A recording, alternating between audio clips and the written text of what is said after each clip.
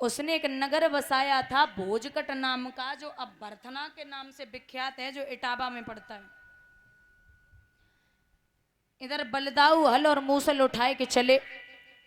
सोची भैया कृष्ण गए थे अभी तक नहीं आए, जाकर के देखा तो रुक्मणी को बैठो देखो, पूछी ये लड़की कौन है?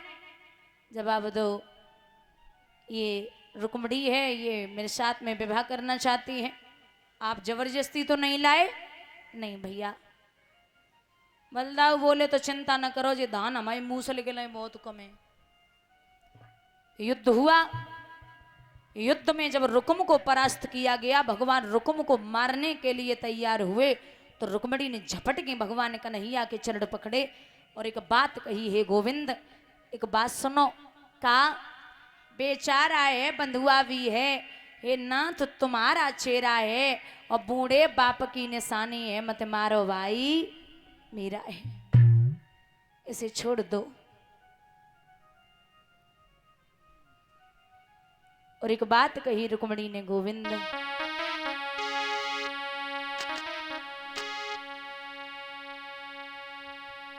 आज से हम पराये हो गए।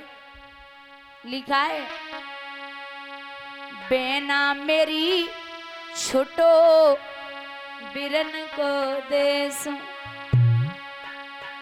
आज परदेसी हुई है रे।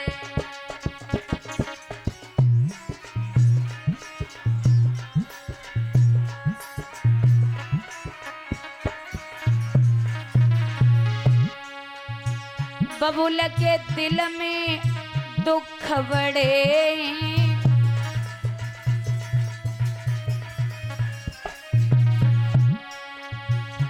ए आली मेरी मैया बड़ी पछताए, आज परदेसी हुई है रे।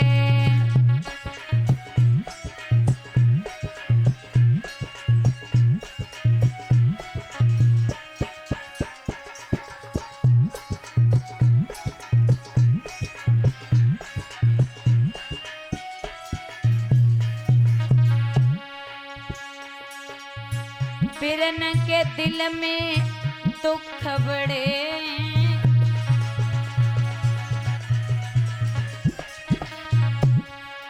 बहना मेरी भाभी बड़ी पछताए, आज परदेसी हुई है रे।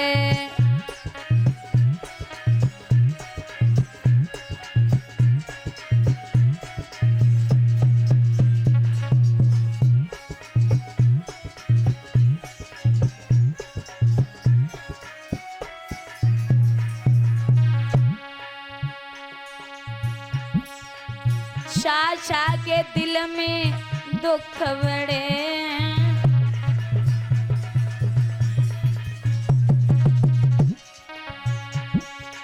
आली मेरी चाची बड़ी पछताए, आज परदेसी हुई है रे।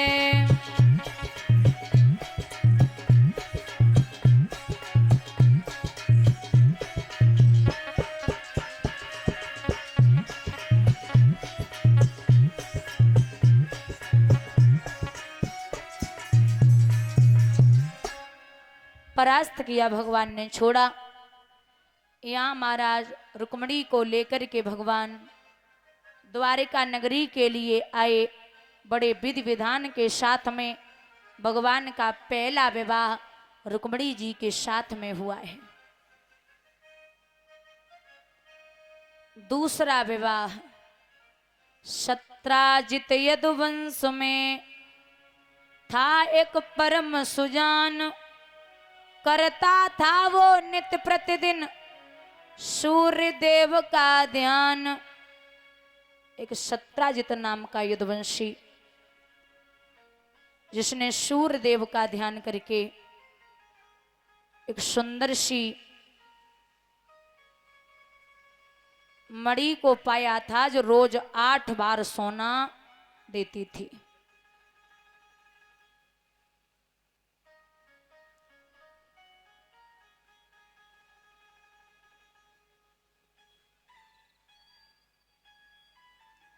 एक दिन सत्राजित वह मणि को गले में धारण करके भगवान कन्हैया की सभा में पहुंचा। यादवों ने जब आते हुए देखा तो आपस में बातें करने लगे। बोले भैया, जब मणि जके गले में अच्छी नहीं लग रही। दूसरों बोलो भैया कौआ की चोंच में अंगूर हुए। तीसरों बोलो भैया मोर नाचो कहाँ नाचो जंगल में। काउन ना देखो अपनी छत पे नाचो, सबने देखो। अगर जो मणि भगवान को मिल जाए तो बहुत अच्छा होगा। भगवान धीरे से बोले, अगर सत्राजित का मन हो तो ये मणि हमें दे दे, राजघराने में जमा कर दे, इसका जो भी खर्चा होगा वो मैं इसे देता रहूंगा। सत्राजित समझ गो हीरे की खोपड़ी में कीड़ा रो रहा है।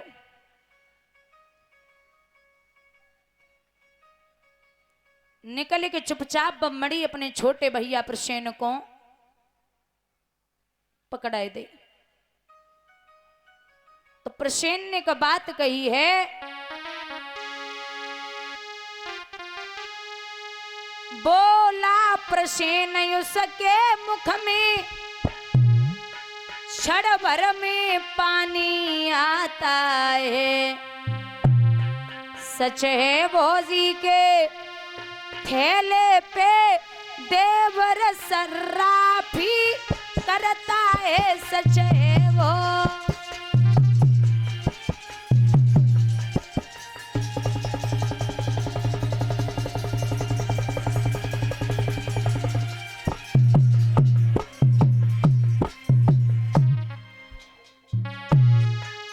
मैं रखता हूँ मुझसे मांगे तो उसे पता चल जाएगा। एक ही करारे झटके में उत्तर न जुबां पे आएगा। एक ही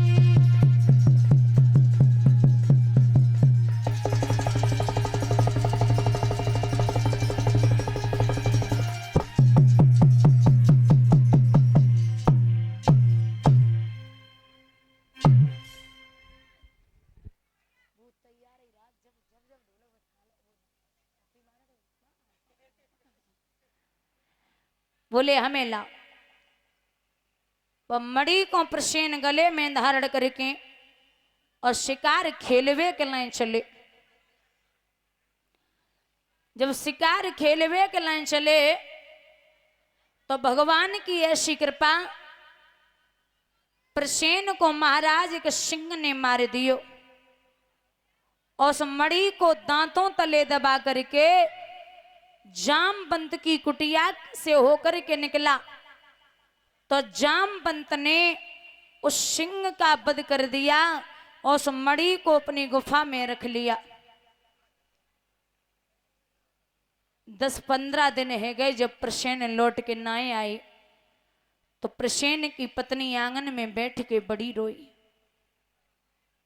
बहुत परेशान है और विचार कर रही है। सुधे आई गई पिया की खूब रोई। सुधे आई गई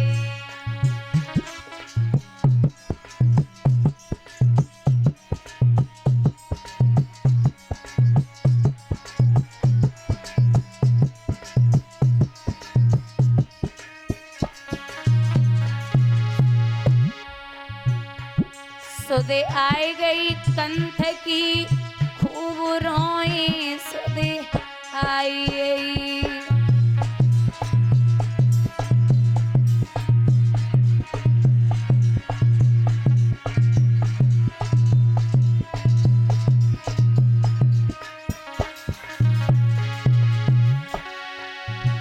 15 दिन ते पिया नहीं आए।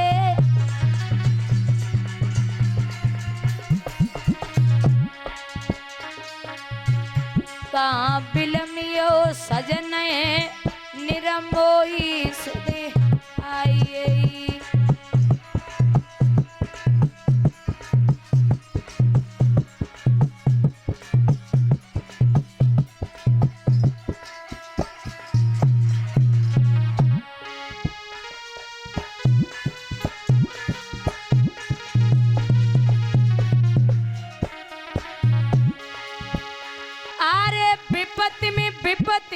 विपत्ति में हूँ विपता, विपत्ति में बेलू रे कना दे जाए।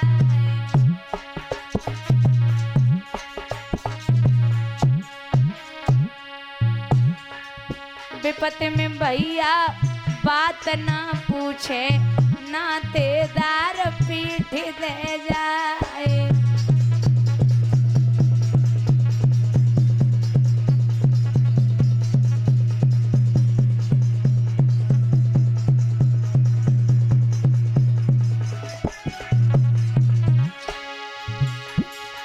विपत्ति अवरिया सब पे पड़ गई, मर्दो सवेरे सताई दो जाए।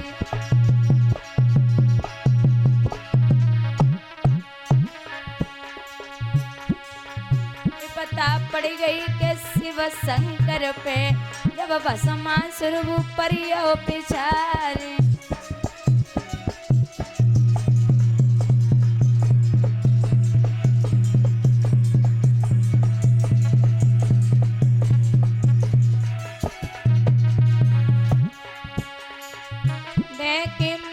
गुफा में घुसिए मैं तो हरी बनी है नर से नारी। जो गिरधारी के होते नाइने मिट तो बंसरे दिगंबर क्या रे।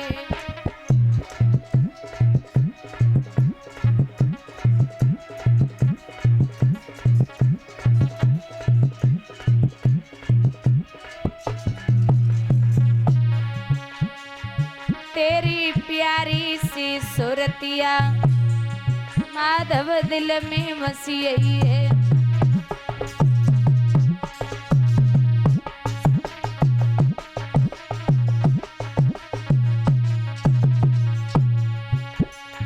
तेरी प्यारी सी सुरतिया कन्हैया दिल में बसी है।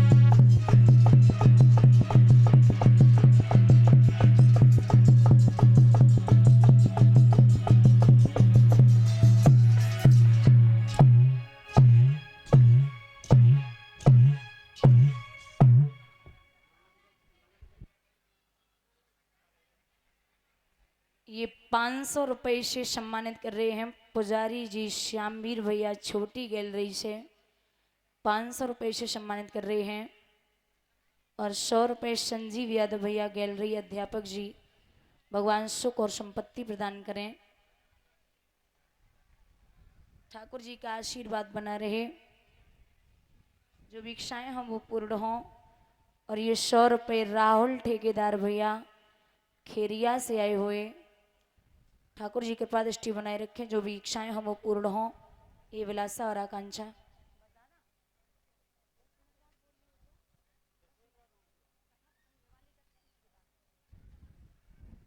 भैया यहाँ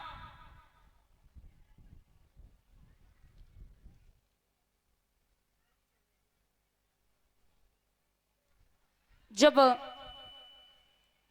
सत्राजित के मन में ये वहम हुआ कि भगवान कन्हैया ने मणि के लालच में हमारे भैया प्रसेन को वध करवा दियो। एक दिन सत्राजित की पत्नी सत्राजित के पांव दबाई रही। जवाब दो महाराज, क्या बात है, आप उदास रहते हैं? बोले देवी कोई बात ना है। और नारी कितनी भी विदुषी हो, ये लक्षण सब पे आता है। नारी के पेट में बात तो क्या पानी तक नहीं समाता है।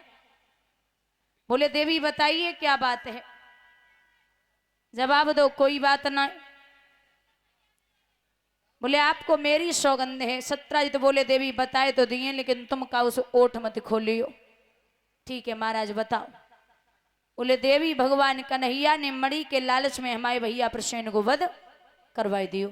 बोले सो जाओ, तुम सो जाओ। महाराज सुलावे के बाद में पति को रात के 2:30 बजे कलशा लेके कुआं पे पहुंची। कबे पड़ोस ने आवे। 5 बजे को पड़ोस ने आई। बोली बहना आज बड़ी जल्दी आई गई, पति को जाए रे का? बोले ना बहना अबे तो कहू ना जाए रे। लेकिन आज पानी शाम को ही खत्म है गो, सो जल्दी आई गई। पड़ोसिन बोली काय पता ना चलो तुम्हारे देवर किसने मार दिए। बोले चुप रहो करो को पता चलवे को रात है। वो तो बताओ किसने मारे। बोले बहना तो मेरी सौगंध है का उस ओठ मत खोलिए, हमारे पति ने हमें मुश्किल से बताई है। बोले तू बता। पड़ोसी ने बोली ऐसी बातें न करो, तुम्हारे हमारे गोने के महीनों को भरी गुनाई, तुमने ऐसी ऐसी बातें कहीं हमने उन्हें नहीं बताई, तुम हमें बताओ। जवाब दो बहना। मड़ी के लालच में भगवान कन्हैया ने प्रसेन को बद करवाई दियो। उल्टो सीधो गनौती बिगड़ा पटको। महाराज 5 से और सुबह 7 बजे तब तक पूरी द्वारिका में खबर फैल गई कि भगवान कन्हैया ने प्रसेन को मरवाई दियो। भगवान ने लोगों की तो छोड़ो, जब समाज भगवान को कलंकित कर सकता है तो हम और आप क्या है, तुक्ष से प्राणी हैं। आज महाराज भगवान अपना कलंक छुटाने के लिए चले तो परीक्षित क्या देखा, घोड़ा मरा पड़ा, प्रसेन मरा पड़ा। जामवंत की कुटिया के सामने पहुंचे तो सिंह मरा पड़ा। भगवान ने जवानों से कहा कि अगर 27 दिन तक हम लौट के ना आए तो समझ लेना कि मेरे प्रभु लौटने वाले नहीं है। भगवान अंदर पहुंचे तो प्रभु ने क्या देखा कि अंदर था एक विशाल भवन जिसमें थी ललना पड़ी हुई, और उस ललना के ही पलने में वो सुंदर मणि थी पड़ी हुई। कन्या एकाएक चीख पड़ी, कन्या की मां भी रोने लगी। अब जामवंत के सब में कछुआता पाई होने लगी। 27 दिन तक युद्ध चला। 28वें दिन जब घुटने जमीन पे आ गए तो समझ लिया कि मेरे भगवान ने अवतार ले लिया। क्योंकि बुजुर्गों बात है त्रेता युग की। त्रेता युग में जब रावण भगवान राम ने मार दिया तो राम जी ने पूछी है जामवंत से कि हे जामवंत जी, रावण तो मर गए, तुम्हारे हाथन की खुजली मिटी या नहीं मिटी। जामवंत बोले प्रभु रावण तो मर गए, हमारे हाथन की खुजली नहीं मिटी। भगवान बोले द्वापर में तुम्हारे हाथों की खुजली मिटा दूंगा। 27 दिन तक युद्ध चलेगा। 28वें दिन जब घुटने जमीन पे आ जाएं तो समझ लेना कि मेरे प्रभु आ गए। जामवंत बोले प्रभु अब का हड्डी को सुरमा बनाए क्यों छोड़े हो, एक काम करो अपनो त्रेता युग वाला रूप दिखाओ, हमें पता चले कि आप आ गए। प्रभु ने त्रेता युग वाला रूप दिखाया, और जब त्रेता युग वाला रूप दिखाया है वो मणि दी और जामवंती को पकड़ा। बोले ले महाराज मणि ले जाओ, मणि वाली ले जाओ। वो मणि भगवान ने सत्राजित को वापस दी। सत्राजित ने कुछ दिन बाद उस मणि को भगवान कन्हैया को दे दिया और अपनी बेटी सत्यभामा की शादी भगवान कृष्ण के साथ में कर दी। कितने विवाह हो गए जोड़ो, ध्यान से सुनना। पहला विवाह रुक्मिणी से, दूसरा विवाह जामवंती से, तीसरा विवाह सत्यभामा से, चौथा विवाह कालिंद्री से, 5वां विवाह और जैन देश के राजा हैं बिंद, इनकी बिटिया को नाम है मित्रविंदा। भगवान बाऊ ले आए, कितने है गए 5। 6वां विवाह कौशल देश के राजा हैं, उनकी बिटिया को नाम है नग्नचिति सत्या। भगवान उससे भी ले आए, कितने हैं गए 6। 7वां विवाह मध्य प्रदेश के राजा हैं, उनकी बिटिया को नाम है लक्ष्मणा। भगवान बाऊ ले आए, कितने हैं गए 7। 8वां विवाह भगवान कृष्ण की बुआ श्रुतकीर्ति, उनकी बिटिया को नाम है भद्रा। भगवान बाऊ ले आए, कितने हैं गए 8। 16,100 कन्याओं को भौमासुर नाम के राजा ने बंदी बना के रखा था और ये प्रण किया था कि जब तक 20,000 नहीं हो जाएंगी शादी नहीं करूंगा। भगवान ने 4 दीवारी को तोड़ा, बेटियों को बाहर निकाला। भगवान से बेटियां बोली कि आप हमसे विवाह कर लें। भगवान कहने लगे आपके पिता कह दें तो। अब महाराज इतने लोग बैठे हो, आपको अगर भगवान जैसो दमाद मिले तो कौन अपनी बेटी नहीं करेगा। सबने हाँ कर दिया।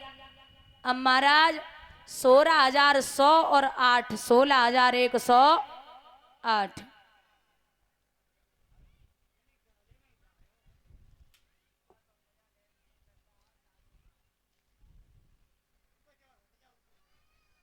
जा, का नाम है? वो तैसे ही बता दे, तैसे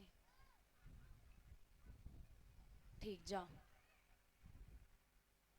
अश्वनी, तो ये महिला पढ़ के भगवान सुख और संपत्ति प्रदान करें, ठाकुर जी का आशीर्वाद प्राप्त हुए, बिलासा और आकांक्षा है। भैया यहाँ 16,100 और 8, 16,108 बुजुर्गों, सबके 10-10 लड़का पैदा भाई। कितने? 10-10, 1,61,080 और एक एक बिटिया पैदा वही 16,108। भगवान के बड़े पुत्र हैं जिनका नाम है प्रद्युम्न।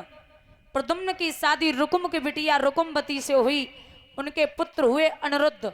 अनिरुद्ध की शादी सौंडितपुर के राजा बाणासुर, उनकी बिटिया उषा के साथ में हुई है। इतना बड़ा भगवान का परिवार। अब इतना बड़ा परिवार है, फिर भी भगवान योगी राज कृष्ण कहलाए। हम योगी उसे कहते हैं जिसकी अवस्था 14 वर्ष से कम हो, या फिर जिसने स्त्री जाति को कभी हाथ न लगाया हो। ब्रह्मचर्य को पालन करने वाला हम उसे कहते हैं जिसने लड़की जाति को हाथ न लगाया हो, औरत जाति को, पराई स्त्री से स्नेह न किया हो, और औरत जाति को हाथ न लगाया हो, माँ और बहन समझा हो सबको, और जिसकी अवस्था 14 वर्ष से कम हो। लेकिन भगवान के तो 16,108 है, योगी कैसे हुए? तो विद्वान कहते हैं कि प्रकृति जो होती है 8 प्रकार की, हम और आप प्रकृति के बस में हैं, लेकिन भगवान प्रकृति के बस में नहीं है। अवस्था जो होती ना, अवस्था एक होती है बाल्यावस्था, एक पौगंड अवस्था, एक किशोर अवस्था, एक युवावस्था, फिर वृद्धावस्था, फिर मौत। 1 से 5 बाल्यावस्था, 5 से 10 पौगंड अवस्था, 11 से 14 किशोर अवस्था, उसके बाद युवावस्था शुरू होती यानी कि जवानी। यहाँ इतने लोग बैठे हो, आप सत्य बताना महाराज, भगवान कन्हैया की कबू दाढ़ी मूछ देखी है? कृष्ण की बात कर रही हूं, कृष्ण की कभी दाढ़ी मूछ ना देखी होवेगी, क्योंकि